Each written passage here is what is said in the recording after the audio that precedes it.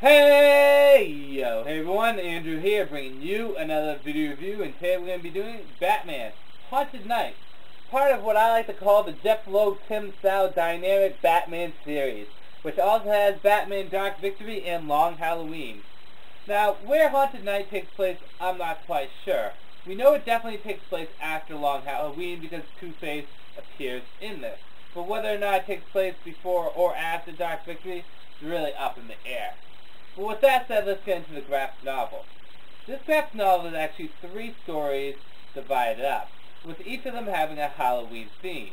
And it's actually told in reverse order, at least I think it is, because the first story takes place the weekend after Halloween, the second story takes place on Halloween, and the third story takes place the day before Halloween. So I don't know if that was intentional or if it's just how it happened. But whatever. With that said, the first story deals with the Scarecrow.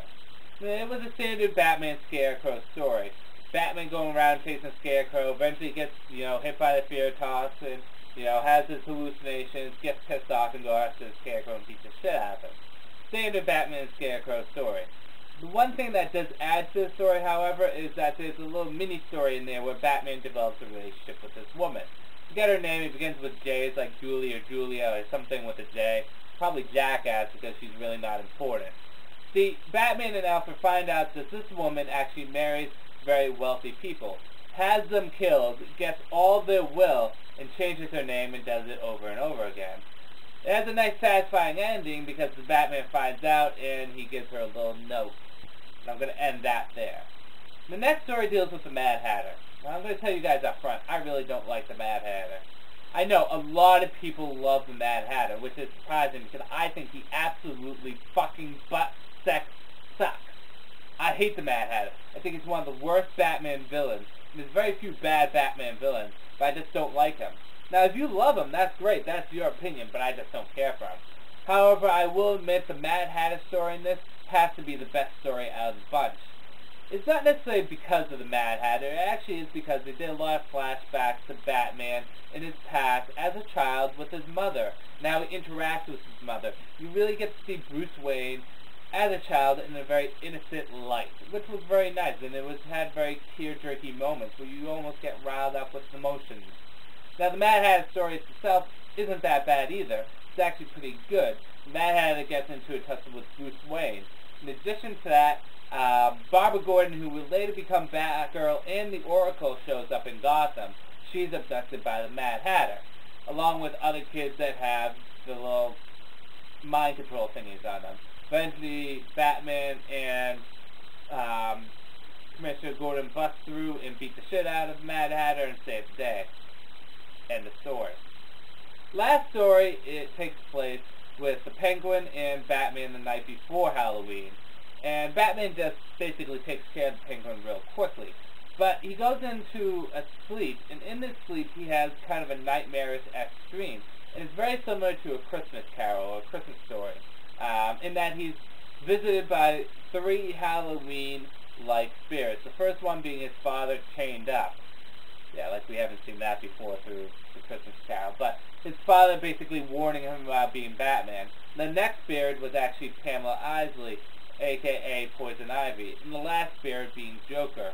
Now this was actually a pretty good story, even though it was mostly done in a nightmare. Because it really analyzes that, yes, you're Batman, we understand that, but don't forget Bruce Wayne. Don't forget what makes you human, what makes you, you. And it ends off on a nice, good note. Now into the good and bad on whether or not you should get it. Well, I have to say, there's tons of goods with it. First of all, Jeph Loeb is an amazing writer, amazing, and he always does great Batman stories. He's one of my top 2 favorite writers, him and Paul Dini. They just do such great jobs with any superhero they have. And each story is done very nicely. Even though most of the time graphic novels that are broken up into multiple sections usually suck, Jeph Loeb pulls it off really well. The art in this is quite unique too. Now I like really realistic art, so getting used to this art took some time. But once I got used to it, I really appreciated what it was. It's very gritty art. And this art is some of the best art to make Batman look like the monster creature he is. I mean, you see him as Batman the Man, but at certain sections, it pulls off really well as him as the creature of the night, where other art doesn't usually do that well. So the art is very nice. The dialogue, the stories, and the hidden little innuendo thingies in there, very nicely done. Bad? Well, I can't really say there's much bad. The only thing I can't that I can think of is that I don't know where to place this, before Dark Victory or after Dark Victory. But that's really nothing big. On a whole, I highly recommend picking up Haunted Knight. It's a fun read. It's a quick read. You'll go through it really fast. But I suggest picking up Dark Victory and Long Halloween first. Those are more staples in the Batman collection than this is. So pick this up after you get those. Great Batman read. It's a shame Halloween has come and passed, but it's great Halloween stories too, and you will definitely enjoy this. Tim Sal, Jeph Loeb, they work very well together. So with that said, I'm going to end the review here. Batman Haunted Knight, pick it up after you get Long Halloween and Dark Victory. This is Andrew. I'm going to say peace out for now.